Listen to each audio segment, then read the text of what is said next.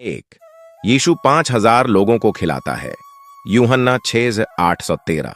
उसके चेलों में से शमौन पतरस के भाई अंद्रियास ने उससे कहा, यहाँ एक लड़का है जिसके पास जौ की 5 रोटी और 2 मछलियां हैं, परंतु इतने लोगों के लिए वे क्या हैं? यीशु ने कहा, लोगों को बैठा दो। उस जगह बहुत घास थी। तब लोग, जिनमें पुरुषों की संख्या लगभग 5,000 की थी, बैठ गए। तब यीशु ने रोटियां लीं और धन्यवाद करके बैठने वालों को बांट दी, और वैसे ही मछलियों में से जितनी वे चाहते थे बांट दिया। जब वे खाकर तृप्त हो गए तो उसने अपने चेलों से कहा, बचे हुए टुकड़े बटोर लो कि कुछ फेंका ना जाए। उन्होंने बटोरा और जौ की 5 रोटियों के टुकड़ों से जो खाने वालों से बच रहे थे 12 टोकरियां भरीं। 2. लाजर का पुनरुत्थान परमेश्वर को महिमा मंडित करता है। यूहन्ना 11:83-44। यह कहकर उसने बड़े शब्द से पुकारा, हे लाजर, निकल आ। जो मर गया था वह कफन से हाथ पांव बंधे हुए निकल आया और उसका मुंह अंगोछे से लिपटा हुआ था। यीशु ने उनसे कहा, उसे खोल दो और जाने दो। प्रभु यीशु द्वारा किए गए चमत्कारों में से हमने सिर्फ इन 2 को ही चुना है, क्योंकि ये उस चीज को प्रदर्शित करने के लिए पर्याप्त हैं जिसके बारे में मैं यहां बात करना चाहता हूं। ये दोनों चमत्कार वास्तव में आश्चर्यजनक हैं और अनुग्रह के युग में प्रभु यीशु द्वारा किए गए चमत्कारों के सच्चे प्रतिनिधि हैं। पहले आओ प्रथम अंश पर एक नजर डालें। यीशु 5,000 लोगों को खिलाता है। 5 रोटियां और 2 मछलियां का क्या विचार है? 5 रोटियां और 2 मछलियां आमतौर पर कितने लोगों के लिए पर्याप्त होंगी? यदि तुम एक औसत व्यक्ति की भूख के आधार पर मापो तो ये केवल 2 व्यक्तियों के लिए ही पर्याप्त होंगी। 5 रोटियों और 2 मछलियों का मूलतः यही विचार है, किंतु इस अंश में 5 रोटियों और 2 मछलियों से कितने लोगों को खिलाया गया? पवित्र शास्त्र में यह दर्ज है, उस जगह बहुत घास थी। तब लोग, जिनमें पुरुषों की संख्या लगभग 5,000 की थी, बैठ गए। 5 रोटियों और 2 मछलियों की तुलना में क्या 5,000 एक बड़ी संख्या है?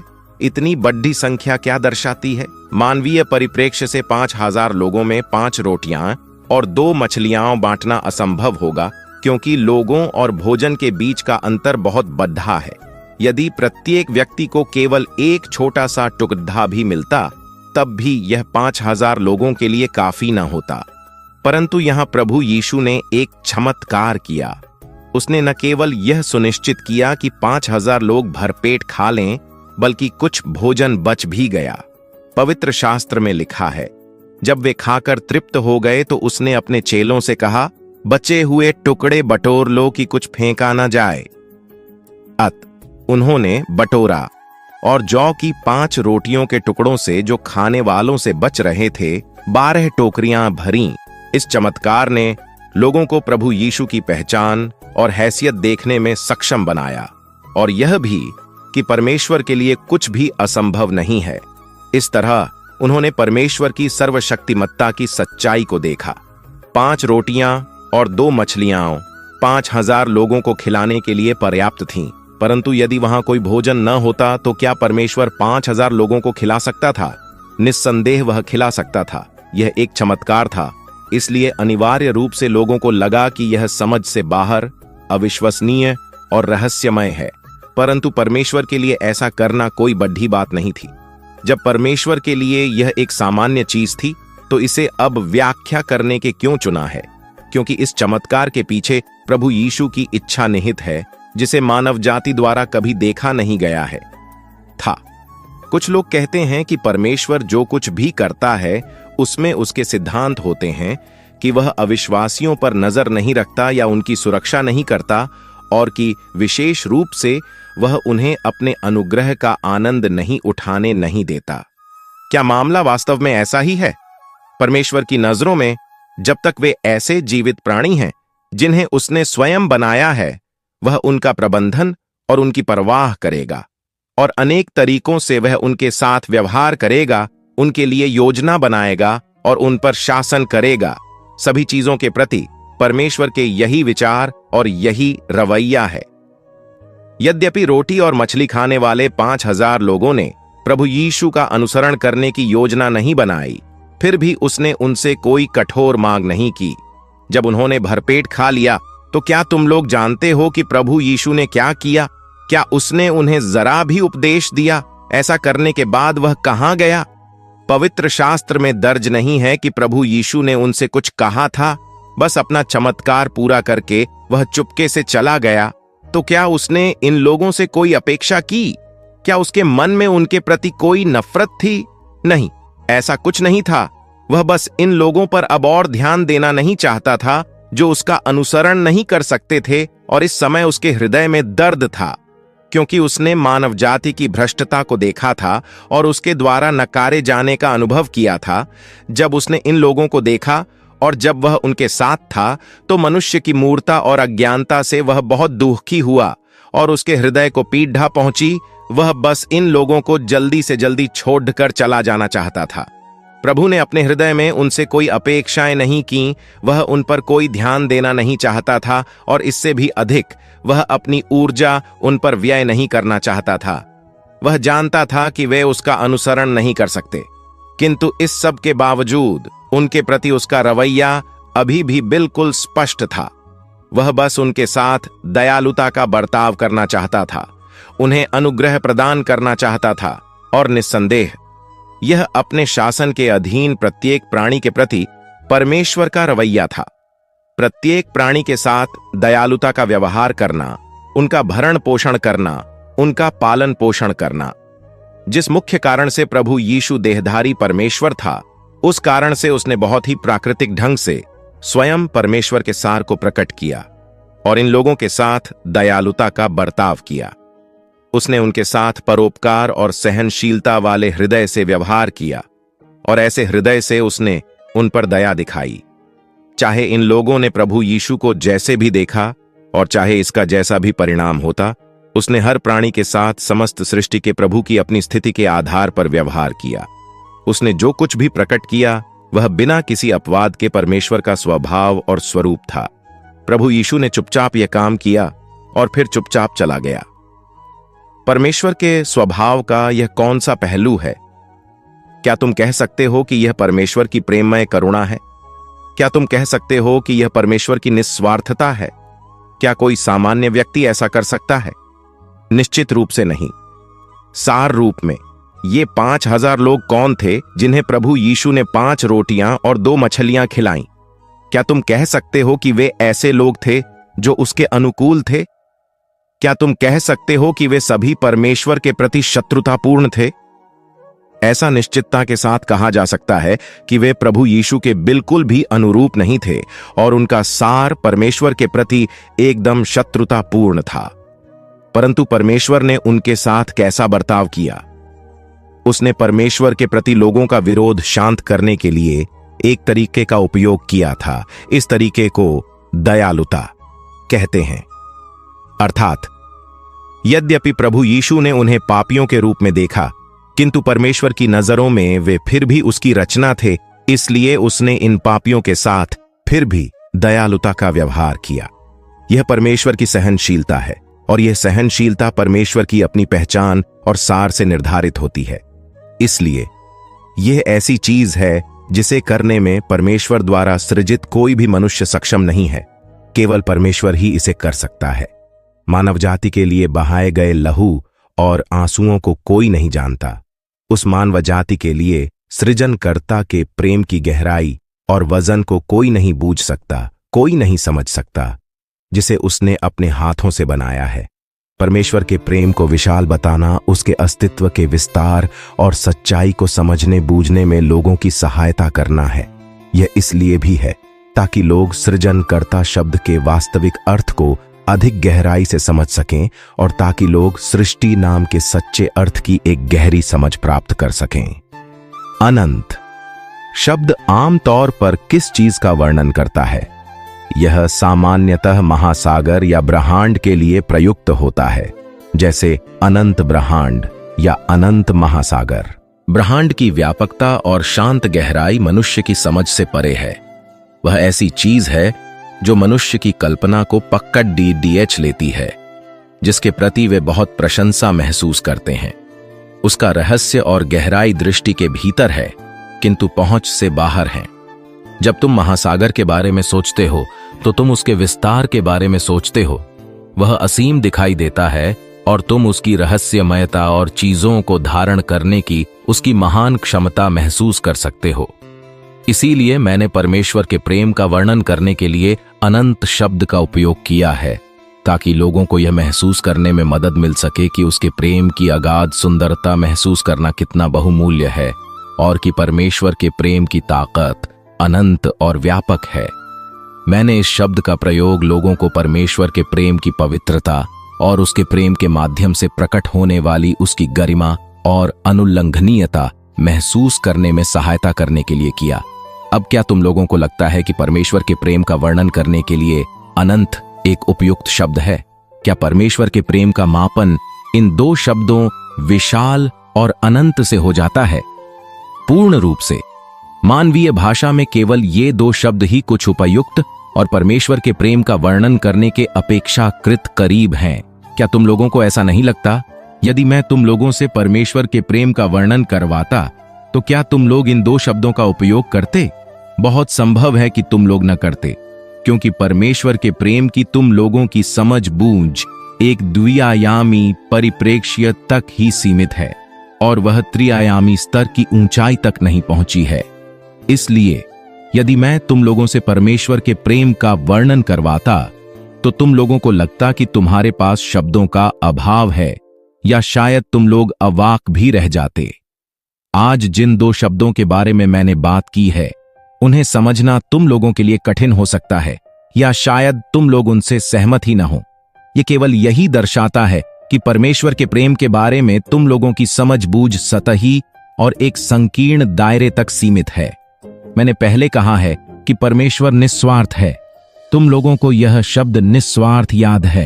क्या ऐसा हो सकता है कि परमेश्वर के प्रेम का केवल निस्वार्थ के रूप में वर्णन किया जा सकता हो? क्या यह बहुत संकीर्ण दायरा नहीं है? तुम लोगों को इस मुद्दे पर और अधिक चिंतन करना चाहिए ताकि तुम इससे कुछ प्राप्त कर सको। ऊपर हमने प्रथम चमत्कार से परमेश्वर के स्वभाव और सार को देखा। भले ही यह एक कहानी है जिसे लोग कई हजार वर्षों से पढ़ते आ रहे हैं, इसका एक सरल कथानक है और यह लोगों को एक साधारण घटना दिखाती है। फिर भी इस सरल कथानक में हम कुछ अधिक मूल्यवान चीज देख सकते हैं जो कि परमेश्वर का स्वभाव और स्वरूप है। ये चीजें जो उसका स्वरूप हैं, स्वयं परमेश्वर का प्रतिनिधित्व करती हैं और स्वयं परमेश्वर के विचारों की एक अभिव्यक्ति है। जब परमेश्वर अपने विचार व्यक्त करता है तो यह उसके हृदय की आवाज की अभिव्यक्ति होती है। वह आशा करता है कि ऐसे लोग होंगे जो उसे समझ सकते हैं, उसे जान सकते हैं और उसकी इच्छा को समझ सकते हैं, और जो उसके हृदय की आवाज सुन सकते हैं और जो उसकी इच्छा पूरी करने के लिए सक्रियता से सहयोग करेंगे। प्रभु यीशु द्वारा की गई ये चीजें परमेश्वर की मूक अभिव्यक्ति थीं। आगे आओ हम इस अंश पर नजर डालें। लाजर का पुनरुत्थान परमेश्वर को महिमा मंडित करता है। इस अंश को पढ़ने के बाद इसका तुम लोगों पर क्या प्रभाव पड़ा?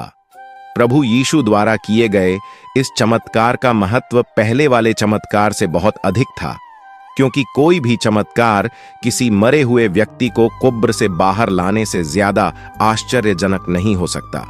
उस युग में प्रभु यीशु का ऐसा कुछ करना अत्यंत महत्वपूर्ण था। चूंकि परमेश्वर देहधारी हो गया था, इसलिए लोग केवल उसके शारीरिक रूप रंग, उसके व्यावहारिक पक्ष और उसके महत्वहीन पक्ष को ही देख सकते थे। यदि कुछ लोगों ने उसके चरित्र की कोई चीज या कुछ विशेष योग्यताएं देखी और समझी भी थीं, जो उसमें दिखाई देती थीं, तो भी यह कोई नहीं जानता था कि प्रभु यीशु कहां से आया है, अपने सार में वह वास्तव में कौन है और वह वास्तव में और क्या कर सकता है। यह सब मानव जाति को अज्ञात था। इसलिए बहुत से लोग प्रभु यीशु से संबंधित इन प्रश्नों का उत्तर देने और सत्य जानने के लिए प्रमाण ढूंढना चाहते थे। क्या अपनी पहचान साबित करने के लिए परमेश्वर कुछ कर सकता था? परमेश्वर के लिए यह एक आसान बात थी, बच्चों का खेल था। वह अपनी पहचान और सार साबित करने के लिए कहीं भी किसी भी समय कुछ कर सकता था, परंतु चीजों को करने का परमेश्वर का अपना तरीका था। वह हर चीज एक योजना के साथ और चरणों में करता था। उसने चीजों को विवेकहीनता से नहीं किया। मनुष्य को दिखाने हेतु कुछ करने के लिए सही समय और सही अवसर का इंतजार किया, कुछ ऐसा जो अर्थपूर्ण हो। इस तरह उसने अपना अधिकार और अपनी पहचान प्रमाणित की। तो क्या तब लाजर का फिर से जी उठना प्रभु यीशु की पहचान प्रमाणित कर पाया? आओ पवित्र शास्त्र के इस अंश को देखें। और यह कहकर उसने बड़े शब्द से पुकारा, हे लाजर निकल आ, जो मर गया था निकल आया। जब प्रभु यीशु ने ऐसा किया तो उसने बस एक बात कही, हे लाजर निकल आ। तब लाजर अपनी कब्र से बाहर निकल आया। यह प्रभु द्वारा बोले गए कुछ वचनों के कारण संपन्न हुआ था। इस दौरान प्रभु यीशु ने न तो कोई वेदी स्थापित की, न ही उसने कोई अन्य गतिविधि की। उसने बस यह एक बात कही। इसे कोई चमत्कार कहा जाना चाहिए या आज्ञा, या यह किसी प्रकार की जादूगरी थी? सतही तौर पर ऐसा प्रतीत होता है कि इसे एक चमत्कार कहा जा सकता है, और यदि तुम इसे आधुनिक परिप्रेक्ष्य से देखो तो निस्संदेह तुम तब भी इसे एक चमत्कार ही कह सकते हो। किंतु इसे किसी मृत आत्मा को वापस बुलाने का जादू निश्चित रूप से नहीं कहा जा सकता, और यह किसी तरह की जादूगरी तो बिल्कुल भी नहीं थी। यह कहना सही है कि यह चमत्कार सृजनकर्ता के अधिकार का अत्यधिक सामान्य छोटा सा प्रदर्शन था। यह परमेश्वर का अधिकार और सामर्थ्य है। परमेश्वर के पास किसी व्यक्ति को मारने, उसकी आत्मा उसके शरीर से निकालने और अधोलोक में या जहां भी उसे जाना चाहिए भेजने का अधिकार है। कोई कब मरता है और मृत्यु के बाद कहां जाता है, यह परमेश्वर द्वारा निर्धारित किया जाता है। वह यह निर्णय किसी भी समय और कहीं भी कर सकता है। वह मनुष्यों, घटनाओं, वस्तुओं, स्थान या भूगोल द्वारा विवश नहीं होता। यदि वह इसे करना चाहता है तो वह इसे कर सकता है, क्योंकि सभी चीजें और जीवित प्राणी उसके शासन के अधीन हैं, और सभी चीजें उसके वचन और अधिकार द्वारा उत्पन्न होती हैं, अस्तित्व में रहती हैं और नष्ट हो जाती हैं। वह किसी मृत व्यक्ति को पुनर्जीवित कर सकता है, और यह भी वह किसी भी समय कहीं भी कर सकता है। यह वह अधिकार है जो केवल सृजनकर्ता के पास है। वह कौन सा कार्य करना चाहता है, वह क्या संपन्न करना चाहता है, और वह एकदम अपनी योजना के अनुसार कार्य करेगा। यदि किसी भ्रष्ट व्यक्ति के पास इस प्रकार की क्षमता होती तो वह बस अपनी योग्यता प्रदर्शित करने के तरीकों के बारे में ही सोचता रहता, ताकि अन्य लोगों को पता चल जाए कि वह कितना दुर्जय है, जिससे वे उसके सामने झुक जाएं, ताकि वह उन्हें नियंत्रित कर सके और उन्हें निगल सके। यह बुराई शैतान से आती है। इसे भ्रष्टता कहते हैं। परमेश्वर का इस प्रकार का स्वभाव नहीं है और उसका इस प्रकार का सार नहीं है। चीजों को करने के पीछे उसका उद्देश्य अपना दिखावा करना नहीं है, बल्कि मानव जाति को और अधिक प्रकाशन और मार्गदर्शन प्रदान करना है। और यही कारण है कि लोगों को बाइबल में इस तरह की घटनाओं के बहुत कम उदाहरण देखने को मिलते हैं। इसका मतलब यह नहीं है कि प्रभु यीशु का सामर्थ्य सीमित था या वह इस प्रकार की चीजें नहीं कर सकता था। इसका कारण केवल था कि परमेश्वर ऐसा करना नहीं चाहता था, क्योंकि प्रभु यीशु द्वारा लाजर को पुनर्जीवित करने का बहुत व्यावहारिक महत्व था, और परमेश्वर के देहधारी होने का प्राथमिक कार्य चमत्कार करना नहीं था, मुर्दों को जीवित करना नहीं था, बल्कि मानव जाति के छुटकारे का कार्य करना था। इसलिए प्रभु यीशु ने जो कार्य पूरा किया उसमें अधिकांशतः लोगों को शिक्षा देना, उन्हें पोषण प्रदान करना और उनकी सहायता करना था, और लाजर को पुनर्जीवित करने जैसी घटनाएं प्रभु यीशु द्वारा की गई सेवकाई का मात्र एक छोटा सा हिस्सा था। इससे भी अधिक तुम लोग कह सकते हो कि दिखावा करना परमेश्वर के सार का अंग नहीं है। इसलिए अधिक चमत्कार न दिखाकर प्रभु यीशु जानबूझकर संयम नहीं बरत रहा था, न ही यह पर्यावरणीय सीमाओं के कारण था, और यह सामर्थ्य की कमी के कारण तो बिल्कुल भी नहीं था। जब प्रभु यीशु ने लाजर को पुनर्जीवित किया तो उसने इन वचनों का उपयोग किया, हे लाजर निकला। उसने इसके अलावा कुछ नहीं कहा। तो ये वचन क्या दर्शाते हैं? ये दर्शाते हैं कि परमेश्वर बोलने के द्वारा कुछ भी कर सकता है, जिसमें एक मरे हुए व्यक्ति को पुनर्जीवित करना भी शामिल है। जब परमेश्वर ने सभी चीजों का सृजन किया, जब उसने संसार बनाया, तो उसने ऐसा अपने वचनों, मौखिक आज्ञाओं, अधिकार युक्त वचनों का उपयोग करके ही किया था, और सभी चीजों का सृजन इसी तरह हुआ था, और यह कार्य इसी तरह संपन्न हुआ था।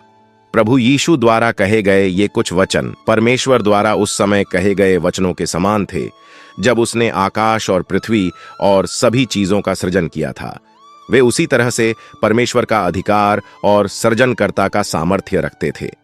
परमेश्वर के मुंह से निकले वचनों की वजह से सभी चीजें बनी और कायम रहीं, और बिल्कुल वैसे ही प्रभु यीशु के मुंह से निकले वचनों के कारण लाजर अपनी कब्र से बाहर आ गया।